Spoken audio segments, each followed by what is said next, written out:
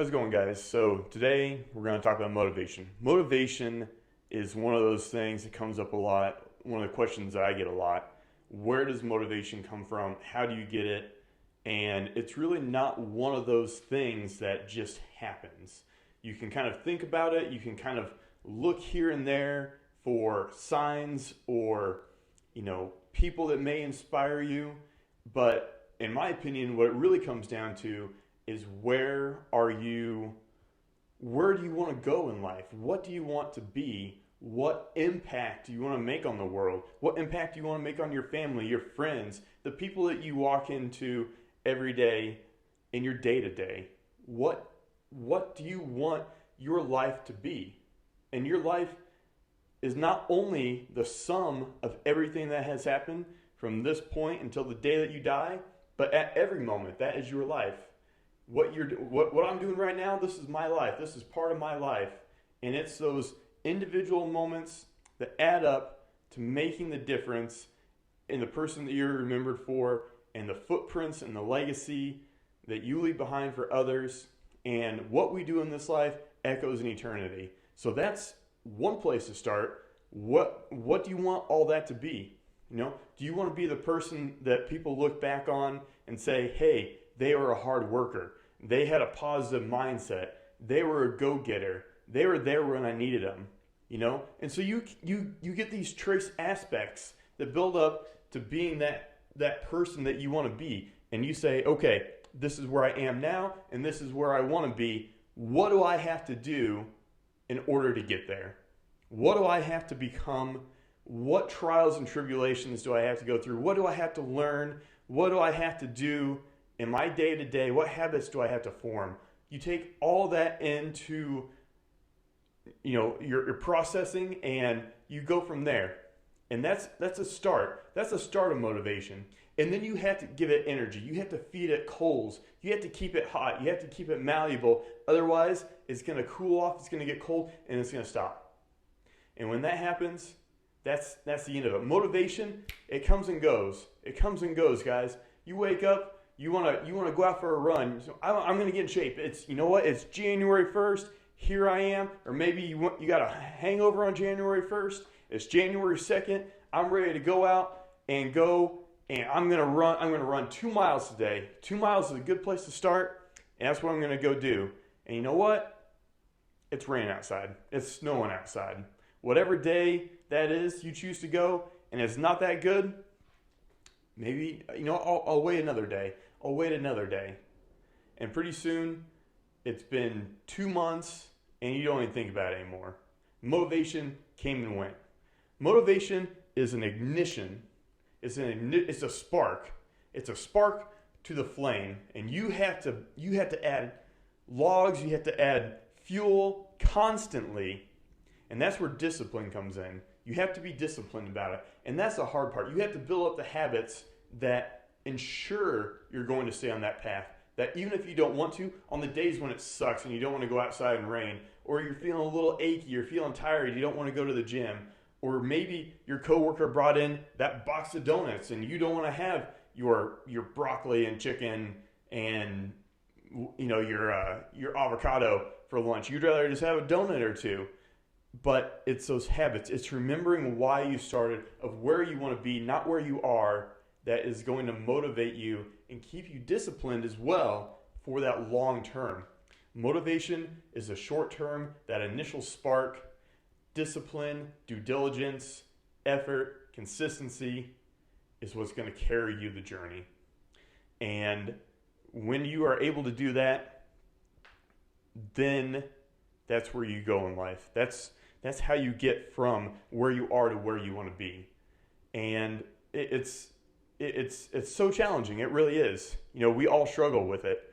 But it's in that struggle, it's in having that difficulty that makes it so much worth it, that makes it so much worthwhile, that once we get to that point, that we can look back on and say, hey, I did this. I went in and I went the journey. I went the mile. I went the extra mile to get to where I wanted to be, to being that person that I wanted to be. And there's so many things that you can do along the way once you've established that motivation to get started, because the discipline is the hard part, but it's also the easiest, because all you have to do is show up. Even if you're just kind of going through the motions, you're going through those motions, you're getting in the habit of doing that thing, and it will start to feel weird if you don't. I've been working out and lifting here for years, and if I don't go for 3 or 4 days, I start feeling weird. Things feel off. It doesn't feel the same. I don't feel right. And that's how you want it to be.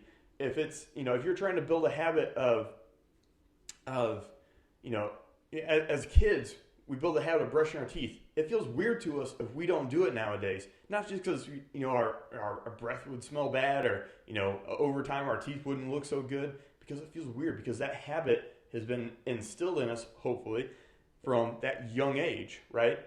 Or maybe you're somebody who's really trying to work on this habit of eating healthy, and so you prepare every Sunday. You say to your spouse, you say to your boyfriend, your girlfriend, or your roommate, hey, let's get together and spend an hour or two, and we'll just knock everything out for the week. And we're gonna have all this healthy food, and we're gonna go in, and it's going to be a fun experience. We'll throw a movie on, throw some music on, and we can make a time of it.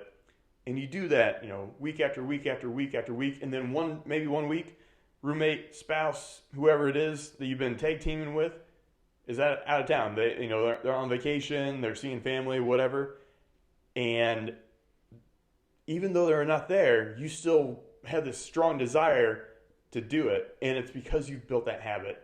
You've built that habit in the back of your mind of this is what I'm used to. This is what I need to do. This is what I need in my life to feel right, because you've built up that habit. And in doing so, you've ensured you've carved out the groove. And so if you go outside of that groove, if you go off the path, then it feels weird. It doesn't feel right. And you know what? You drop right back into it. You drop right back into gear, and you're back on track. And you're like, hey, this is where I'm supposed to be. I feel right. You go out, you have McDonald's, you have pizza, you have something that just it doesn't agree with your stomach. Maybe it tastes good going down. Maybe you feel okay for a couple hours, but man, later on, you're not feeling right, or you're having a little bit of an extended trip to the restroom, and you're like, I'm out of my zone. I'm not where my body knows it's supposed to be. The body will start picking up on it. Not only the mind, but also the body, right? And so in doing so, you build those habits. So you have the motivation. You want to see where you want to go, and you see where you are now. You reverse engineer. You see what you need to do to get there. You start doing that, and over time you build up the habits, you build up the discipline, and then it's routine. You keep that routine, and even if you get off track, you're able to come back to it. You're able to get back on track, and it feels right. And hopefully along the way, people will start to acknowledge it. People will start to say, "Hey, you're awesome. You're doing great. You're consistent with this. I see you jogging. Your neighbor comes around the corner. It's like, I see you jogging every morning at 6:00.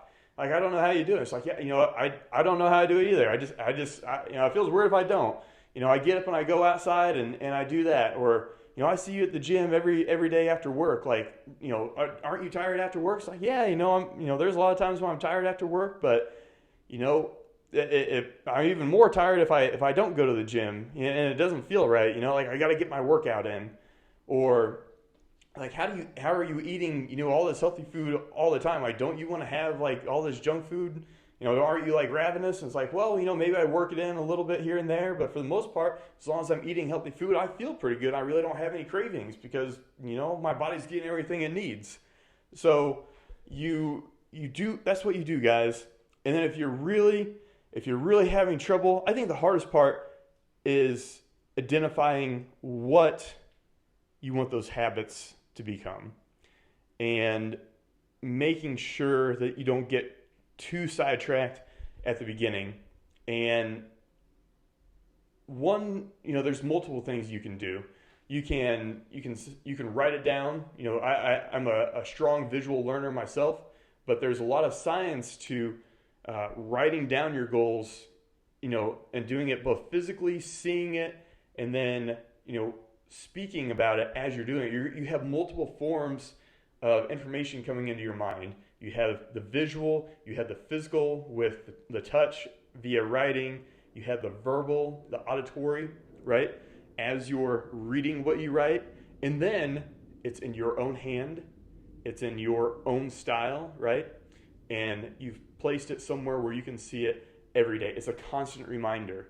Or maybe you're putting on your phones, like, I want to build a habit of, being more clear. I want more clarity in my life. I want more energy, and you know what? I need to drink more water. So you put it on your phone, and it pops up a couple times a day. Set it 10, 2, and right after you get home, be more clear.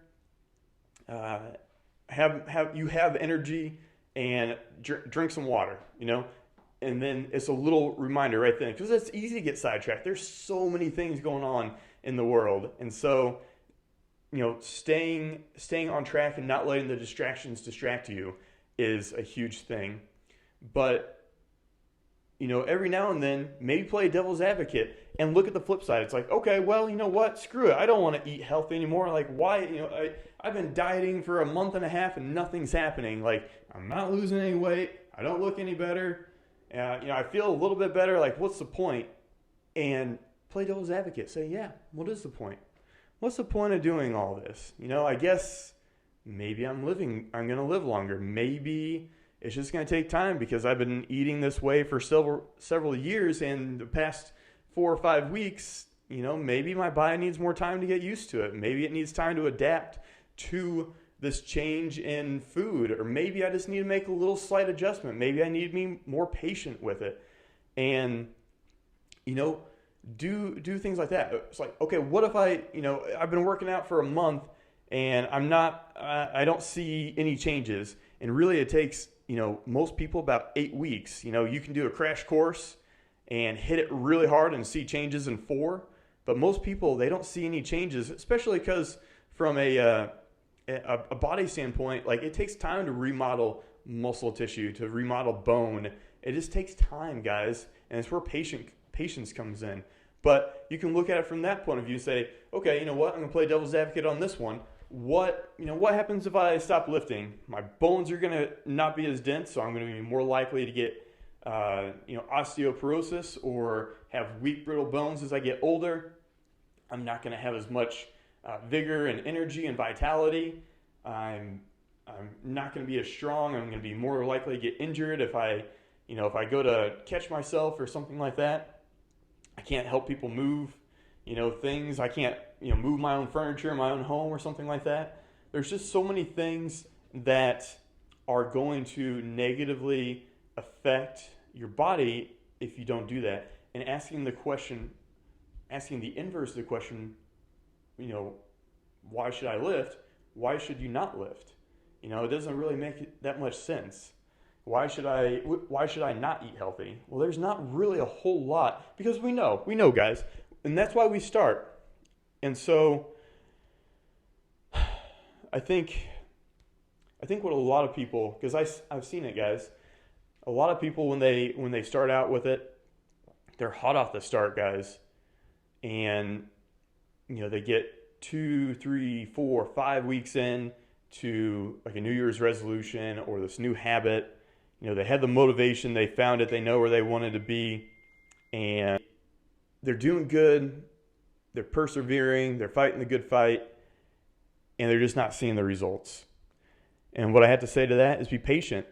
Everyone's different. If Sally Jean, got fit in 30 days, maybe it's going to take you 60. Maybe it's going to take 90. If Roger Joe is able to bench press an extra 100 pounds in 2 months, it might take you 4 or 5. We're all very similar as human beings, but we're also very different. And so you can't shortcut yourself. You can't shortcut your efforts and just give up. There's a reason you started, and it's your obligation, and it's your It's your purpose. It's something that you believed in. And if you give up on that, you're giving up on that self, that part of you that wanted to be better. And that's the person we all want to be. We all want to be that better version of ourselves. Not only for ourselves, but hopefully, and what I believe, is for others. We want to be better for our family, our friends, our coworkers, our neighbors, the world in general, because we're more than what we are currently. We can be more. And that kind of person is the person that we all strive to be, that we know we can be. And we, at the end of the day, we look back at our day. Everyone does it, unless you're just that tired and just pass out. But we look back at our day and we say, you know what? Did I do everything that I wanted to do? Was I the person that I wanted to be? Did I settle? Did I go all in? Did I give it my best effort? Or did I just kind of, lollygag, and was I just mediocre? Did I wake up and was I mediocre today? No one wakes up and says, I want to be the best mediocre person. I want to be the best average Joe. No, because that's not who we are as people. That's not who we are as humans. Because we are so freaking capable of being able to do amazing things. I mean, guys, look around the world at what we have accomplished and what we are accomplishing. There's a lot of negative things. There's a lot of things we're still trying to fix as human beings, with ourselves, with our environment, the way we interact with each other and with our environment. There's just so much out there. There is so much out there that we have accomplished. We have gone leaps and bounds. We've put a man on the moon. We've traveled the oceans. We can fly. We can talk to people instantaneously across the world. We've seen the outer reaches of space. We've seen the nanoparticles of a human cell. We've seen an atom broken down to even smaller subdivisions, subparticles, and we are just truly miraculous. We are capable of so much more. And every one of us has something like that in us. Maybe you're not going to cure cancer. Maybe you're not going to break down quarks, which I believe is the subparticle of an atom. Maybe you're not going to make the first Iron Man suit. I am. At least I'll try. Maybe you can't be the best recording artist for R&B or country or pop or, bluegrass, whatever it is. But there's something about you that only you have because of your experiences, because of your knowledge, your skills, your abilities, the person that you are, and the person that you're becoming. And whatever that is, you owe it to yourself. You owe it to yourself to go in wholeheartedly with truth and vigor and tenaciousness to achieve it. And if you don't know what that is my challenge for you today, to go in and take some time to reflect. Take some time to reflect and ask yourself, what am I passionate about? What am I good at? What do I enjoy? What can I do to help others? And make a plan, make a decision to go for that, to go with reckless abandonment towards that goal, towards that dream, towards that decisive decision, and don't look back. Look back only to see how far you've come to help you go even further. Because the first step is the hardest one, guys. The first step is the hardest. Because you're getting everything in motion. You're overcoming that friction, that stale part where you're motionless, right? You're giving it energy, and that first step, that first stride is going to be the hardest one because you're breaking all of that kinetic friction, all of that friction that is holding you in place, and you're breaking through it.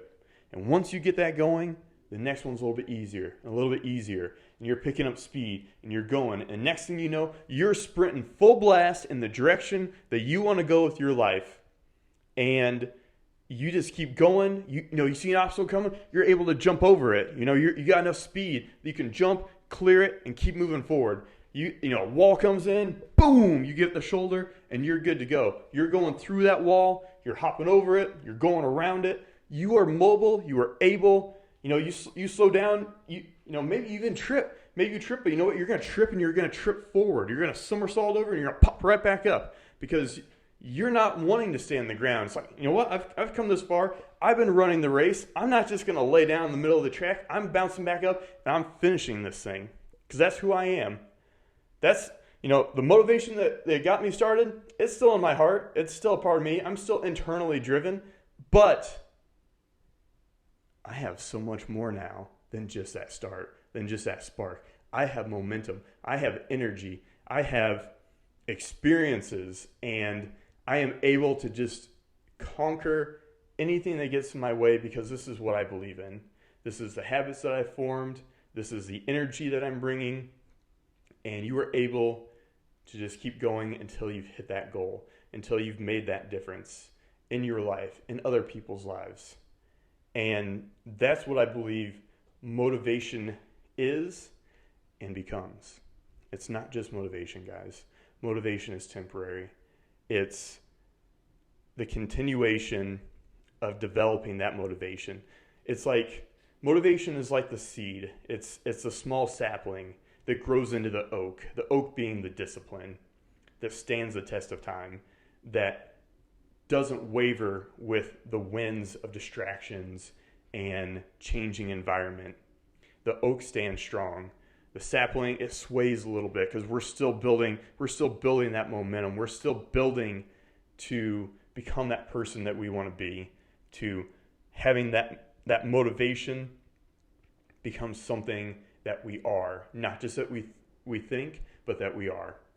Aristotle says that we are what we repeatedly do. Therefore, excellence is not an act, but a habit. We build those habits until it becomes who we are. Our thoughts become our words. Our words become our actions. Our actions become who we are.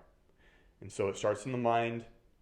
We continue it with action and due diligence and consistency until it is no longer any of those, but it is everything, and it is us. So my challenge for you, again, is if you don't know what you want to become, of what you want that spark of motivation to be driven for, take some time today, maybe a half hour, bring a pen, paper, find a quiet place where you aren't going to get interrupted. You don't have anybody texting you, and think about what you want to be. Think about what difference you want to make in the world.